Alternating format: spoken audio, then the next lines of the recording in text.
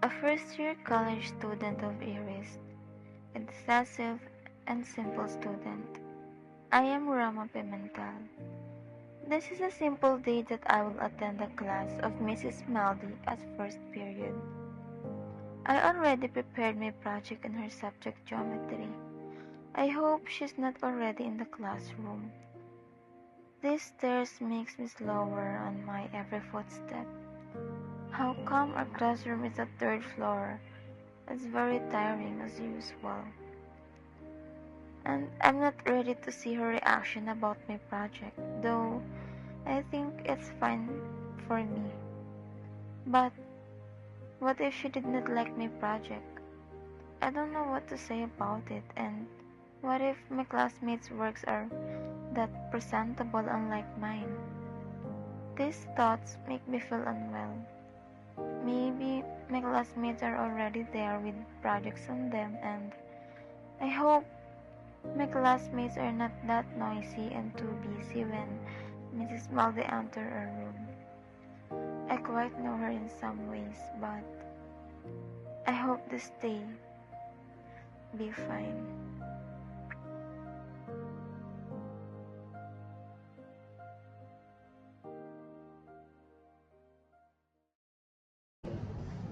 Good guys, what are you doing there?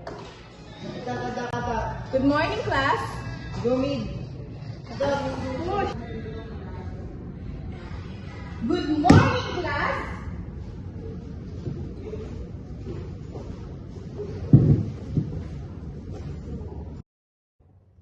There.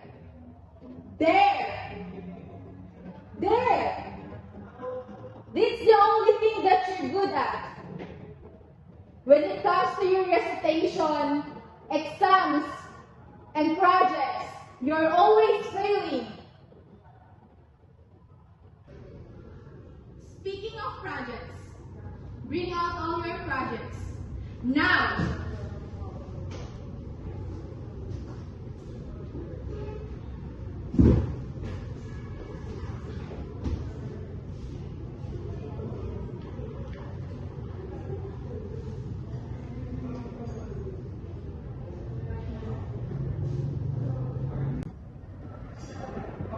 So this one belongs to me.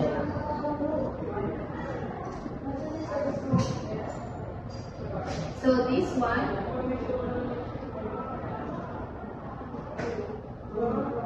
Okay, that's good.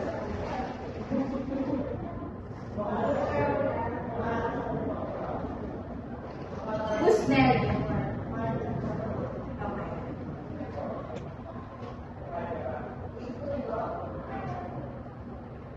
Pininte.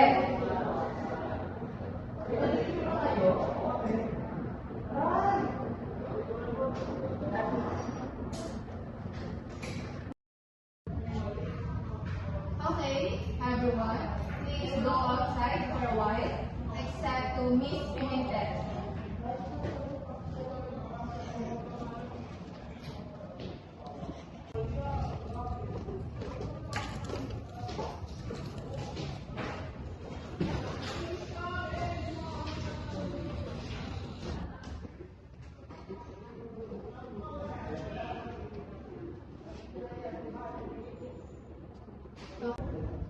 Okay, Miss Pimentel.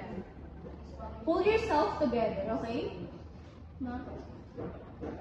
Gosh, this is horrible. What are you crying about? That's what you're crying about? I don't care, okay? I don't care if you slept at night for this. This is horrible. Walang kwenta.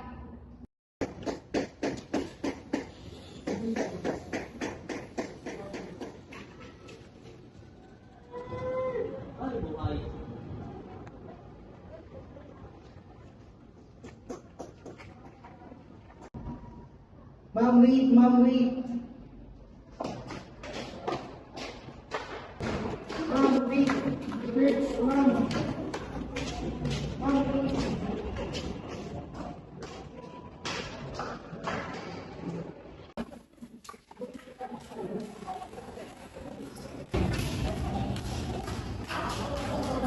Just sit down.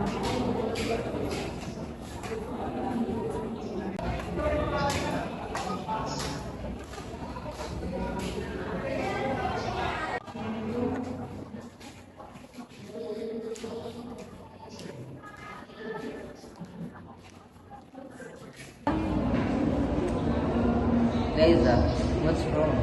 Nothing. It will go well if you don't speak. So who is she, the girl you were with earlier? Oh, she's just a friend. We're meeting to discuss a project. Really? It looks like different people. I understand why you feel that way. I should have told you before. Yes, you should have. It hurts me so much. I'm really sorry. I never want to hurt you.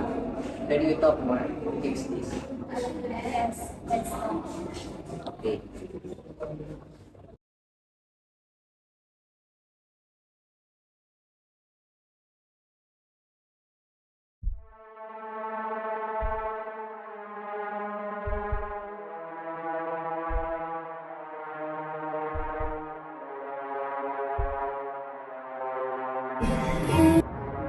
Sure.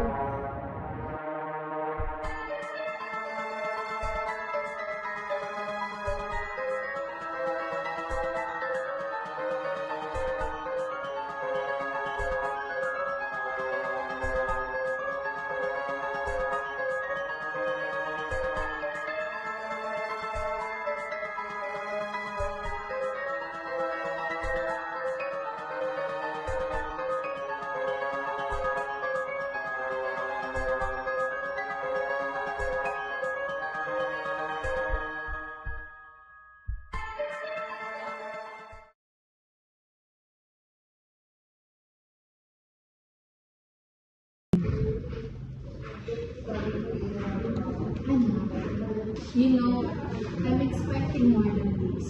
Okay? Please pull yourself together.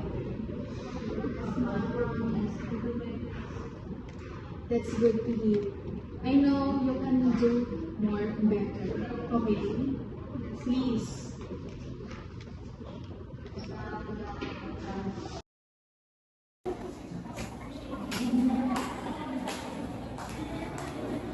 Hey, you're here, Liza, my best student.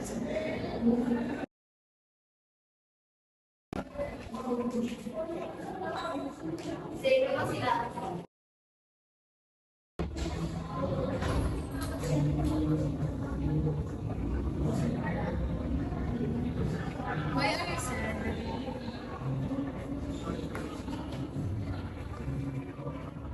What happened? I saw him with another girl. I see. Just wait a minute, okay? Then, Marcel, the both of you must fix this. As a second parent, I want the both of you to be okay. Understood?